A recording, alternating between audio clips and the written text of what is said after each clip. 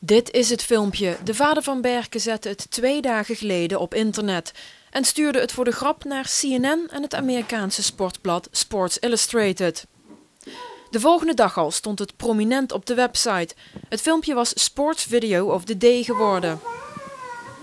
Ja, heel bizar. In eerste instantie geloofde ik het niet eens. Ik zag het gisteravond heel erg laat dat het gepost was. Ik ben meteen naar boven gerend, want Barbara, mijn vriendin, die lag inmiddels in bed. En ik heb haar wakker gemaakt en gezegd dat hij erop stond. Ook vandaag in het park laat Berke zien hoe goed hij kan voetballen. Onmiddellijk nadat het filmpje online kwam, kregen ze van alle kanten reacties.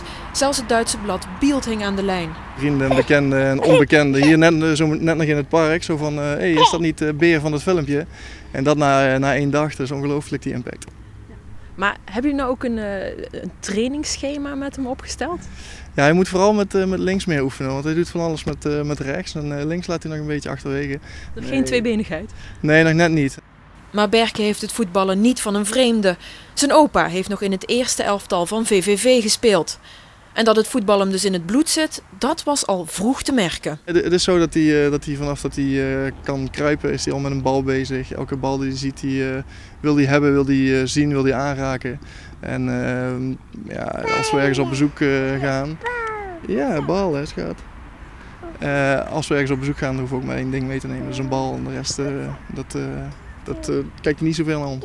Barcelona, Ajax en Manchester hebben allemaal nog niet aan de lijn gehangen. Maar toch heeft Ber al een schare trouwe fans opgebouwd.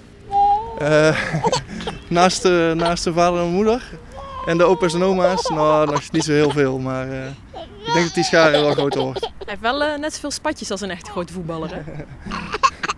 Hij begint langzaam moe te worden, de hele dag heeft hij in het veld gestaan, dus dan willen voetballers ook rust af en toe. Ja, weer.